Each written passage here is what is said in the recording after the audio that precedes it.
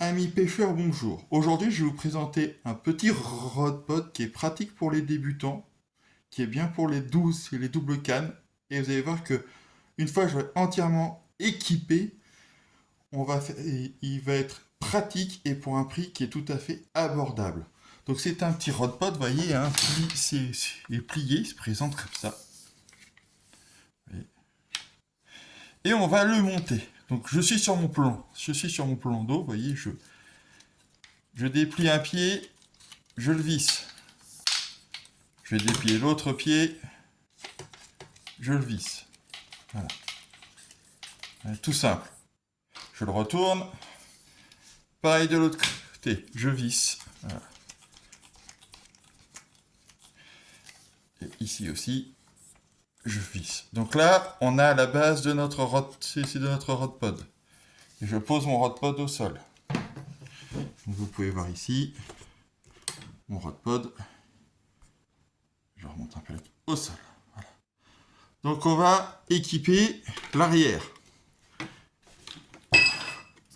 Je pose, hop là. Donc pour équiper l'arrière, je prends la barre qui est ici. Et je prends ça ici. Et bah, comme on dit, hein, il n'y a plus qu'à, on visse. Voilà, on serre à fond. On desserre ici. On glisse. Et on serre. Vous voyez. Pof.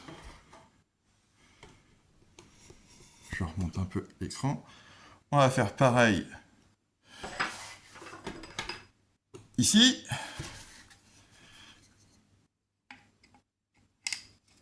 Vous voyez. Je visse.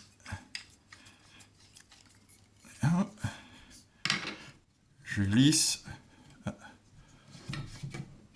Je règle.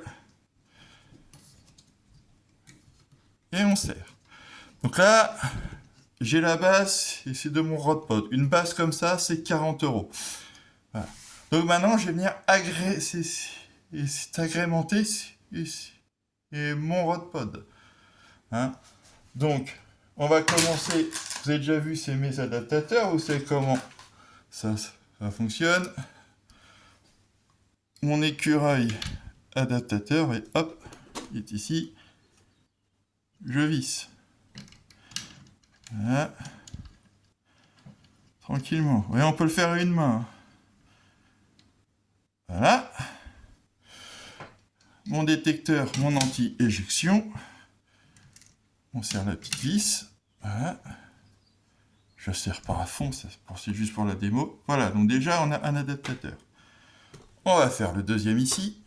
Vous voyez, je monte vraiment le matériel devant vous. Vous allez voir le temps que ça prend de monter complet ce petit rod pod avec tous les accessoires. Donc tout est vendu pareillement, hein. Faut pas se leurrer. Hein, donc là pareil, je visse aussi.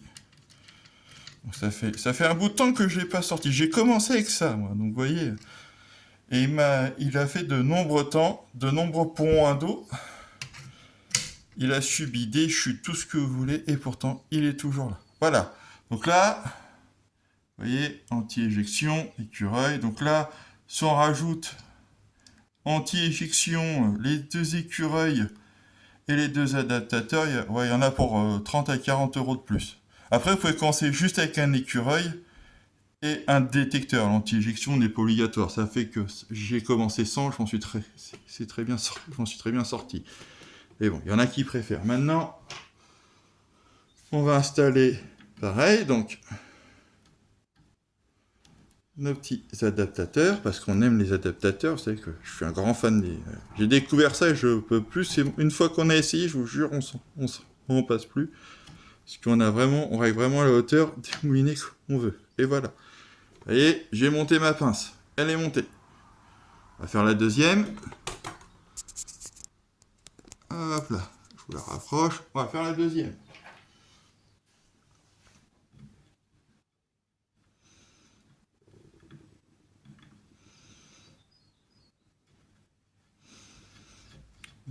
Je serre.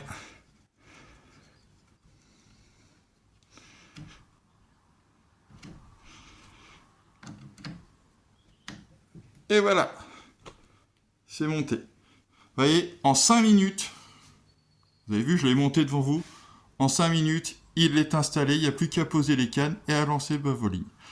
Donc, c'est un petit rod-pod là, vous pouvez commencer sans les adaptateurs et sans les anti et ces éjections, il faut au moins les pinces arrière et les détecteurs. Je vois que c'est le minimum.